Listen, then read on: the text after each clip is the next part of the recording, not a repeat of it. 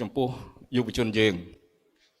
ក្រៅតែពីជំនាញដែលអូនរៀនបានបរិញ្ញានេះខ្ញុំសូមឲ្យអូនធ្វើរឿងពីរទៀតហើយរឿងពីរហ្នឹងអូនធ្វើអត់អស់មួយរៀលទេហើយរឿងពីរហ្នឹងអូនធ្វើទៅបង្ហាញថាអូនជាមនុស្សផ្សេងពីគេមកផ្សេងពីគេហើយកាលណាអូនផ្សេងពីគេអូនមានតម្លៃផ្សេងហើយខ្ញុំតែងតែនិយាយពាក្យនឹងដដែលរហូតដល់មានអ្នកខ្លះថាឈប់និយាយតែអានឹងវាដដែលច្រើនពេកបើឡើងនិយាយម្ដងទៀតណាប្រហែលជាលើកចុងក្រោយតម្លៃ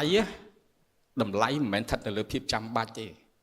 តម្លៃស្ថិតនៅលើភាពកម្រភាពខ្សត់អាហ្នឹងអាដាមគីសេរីវត្តខាងសេដ្ឋកិច្ចដឹងច្បាស់ណាស់អា scarcity ហ្នឹងអាភាពខ្សត់ហ្នឹងដែលនាំឲ្យមានតម្លៃខ្ពស់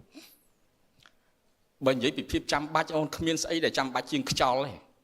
ប៉ុន្តែអត់ខ្យល់តែប្រហែលនាទីអូនឯងស្លាប់បាត់ហើយប៉ុន្តែអត់បាយ 3-4 ថ្ងៃមិនទាន់អត់ផងអ្នក fasting អ្នកអីហ្នឹងណាអត់ទឹកប្រហែលថ្ងៃក៏មិនទាន់ស្លាប់ផងប៉ុន្តែអត់ខ្យល់បន្តិចស្លាប់ទេប៉ុន្តែហេតុអីខ្យល់វាអត់ថ្លៃមកវាច្រើនពេកបើឯងអត់ពេជ្រមួយជីវិតក៏អត់ស្លាប់ដែរប៉ុន្តែហេតុអីពេជ្រថ្លៃជាងខ្យល់មកពីពេជ្រវាមានតែប្រហែលគីឡូទេមួយផែនដីហ្នឹងដែលមនុស្ស7-8កោតអ្នកចង់បានវាអញ្ចឹងតម្លៃស្ថិតនៅលើភាពកម្រអូនឯងរៀបចំខ្លួនឲ្យកម្រមិនមែនឲ្យក្រទេណាឲ្យមានចុះប៉ុន្តែឲ្យខ្សត់មនុស្សបែបអូនឯងមានតែអូនឯងទេហើយស្អីដែលនាំអូនឯងខុសគេបើអូនឯងរៀនភូមិវិទ្យាដូចព្រឹកមិញមកនេះអ្នកភូមិវិទ្យាក៏ច្រើនគួរសមដែរអូនឯងបរិញ្ញាភូមិវិទ្យាដូចគ្នាប៉ុន្តែអាដាមកិនភាបរិញ្ញាភូមិវិទ្យាខ្ញុំបរិញ្ញាភូមិវិទ្យាប៉ុន្តែភាមានរឿងពីរទៀតដែលខ្ញុំអត់មាន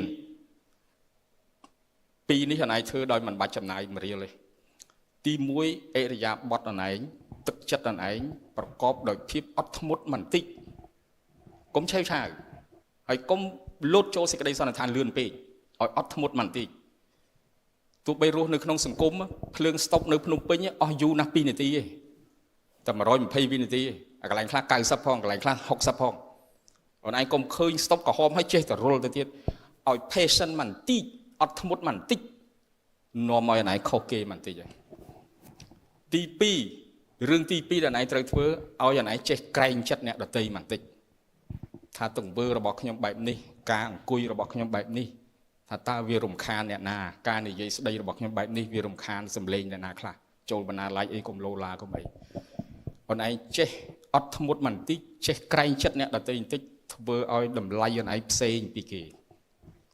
បញ្ញាបត្រភូមិវិទ្យាដូចគ្នាប៉ុន្តែភាមាន2នេះខ្ញុំអត់មាន2នេះខ្ញុំធ្វើអីមិនចេះក្រែងចិត្តគេនៅស្រុកជប៉ុនអូនជនជាតិជប៉ុនហៅខ្ញុំទៅញ៉ាំបាយគាត់ក្រែងចិត្តខ្ញុំតាំងពីការស្លៀកពាក់របស់គាត់ខ្ញុំទៅពីប្រទេសក្រីក្រខ្សត់ខ្សោយខ្ញុំជានិស្សិតខ្ញុំគ្មានខោអាវលយដូចគាត់ទេគាត់ស្លៀកពាក់តាំងពីរបៀបឲ្យកុំឲ្យដាច់ឆ្ងាយពីខ្ញុំពេកមានពេលមួយគាត់ចង់ពាក់អាវធំអីចឹងគាត់ចេញពីប្រជុំហើយគាត់ត្រូវជួបខ្ញុំគាត់ផ្ដាំថាជាលីពាក់អាវធំមកផងព្រោះហាងនឹងរៀងតិចបន្តិចគាត់យកលេសរឿងតិចដើម្បីឲ្យយើងទៅនុយបន្តិចការចេះក្រែងចិត្តអ្នកដទៃនេះនាំឲ្យអូនឯងមានតម្លៃមួយដោយឡែកបន្ថែមលើជំនាញរបស់អូនឯងហើយខ្ញុំតែងតែបដៅកូនខ្ញុំអញ្ចឹងហ្មងទី1កូនឯងអត់ធ្មត់បន្តិចនឹងមានរឿងអីកើតឡើងតទៅទៀតហើយយើងនឹងបានឃើញ the whole story រឿងរ៉ាវទាំងមូលចាំចេញសេចក្តីសន្និដ្ឋានកុំលឿនពេកហើយទី2កូនឯងចេះក្រែងចិត្តអ្នកដទៃបន្តិចចាក់ធុងបាសលឺសបាយយើងប៉ុណ្ណឹងប៉ុន្តែការសបាយរបស់យើងនឹងបានคล้ายទៅជាទុកសោករបស់អ្នកជិតខាងដែរឬអត់បើចេះក្រែងចិត្តបន្តិចដែលខ្ញុំជាអនុប្រធានគណៈកម្មការសិទ្ធិមនុស្សកម្ពុជាផងដែរខ្ញុំតែងតែប្រាប់អញ្ចឹងថាហេតុអីគេបង្កើតច្បាប់ព្រោះសិទ្ធិរបស់យើងមិនមែនទលំទលាយដូចចក្រវាលនេះគ្មានព្រំដែនទេសិទ្ធិរបស់យើងលាតសន្ធឹងទៅមានព្រំដែនត្រឹមសិទ្ធិអ្នកដទៃលាតសន្ធឹងមកវិញជួបគ្នាកន្លែងណាគឺតំណងឲ្យព្រំដែននៃសិទ្ធិរបស់យើងក៏ប៉ុន្តែវាចង្រៃអីអាសិទ្ធិអ្នកលាតសន្ធឹងទៅនេះវាជាឧត្តមសេនីយ៍លាតឆ្ងាយហើយសិទ្ធិអ្នកនោះដែលជាកសិករលាតមកតែ1ម៉ែត្រទេអញ្ចឹងអានេះវាលាតទៅឆ្ងាយព្រោះវាមានអំណាចអានោះលាតចិត្តអញ្ចឹងហើយបានគេបង្កើតច្បាប់មួយកំណត់ថាលាតទៅដល់ណាអញ្ចឹងដូចគ្នាណៃត្រូវចេះក្រែងចិត្តបើខ្ញុំនៅក្នុងព្រៃខ្ញុំធ្វើអីក៏បានដែរខ្ញុំចង់ស្រែកច្រៀងអាឡូអាឡាខ្ញុំចង់អត់ខោអត់អាវក៏បានដែរប៉ុន្តែមានម្នាក់ទៀតចូលមកក្នុងហ្នឹងខ្ញុំត្រូវក្រែងចិត្តសិទ្ធិរបស់ខ្ញុំត្រូវបែងចែកជា2ទឹកដីនេះត្រូវបែងចែកជា2សិទ្ធិខ្ញុំនិងសិទ្ធិគេបើមានមនុស្ស17លានអ្នកដូចនៅក្នុងស្រុកខ្មែរ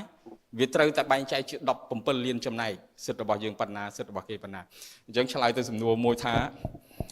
តែអានឹងខុសត្រូវយុវជនត្រូវធ្វើមកខ្ញុំមិនហ៊ានកំណត់ថាអូនធ្វើមកទេព្រោះស្រុកប្រជាធិបតេយ្យអូនធ្វើមកធ្វើចោះប៉ុន្តែសូមដើរតាមច្បាប់ព្រោះច្បាប់នឹងអ្នកកំណត់នឹងឯងហើយបើយើងមិនគោរពច្បាប់វាមិនដឹងថាទៅណាទេអានឹងរឿងទី1ណាច្បាប់រឿងទី2សូមឲ្យអូនពិចារណាបន្ថែមអេរយាប័ត2ហ្នឹងទៅលើសញ្ញាបត្រអូនទៅហើយអានឹងគ្រូគ្មានបរិញ្ញាទេគ្មានក្នុងគរីកលឹមគ្មានអីទេប៉ុន្តែមានតែនិយាយអញ្ចឹងឲ្យអត់ធ្មត់តិចទៅមើលឆ្វេងស្ដាំតិចទៅថាសាច់រឿងទាំងមូលវានឹងចេញមកហើយ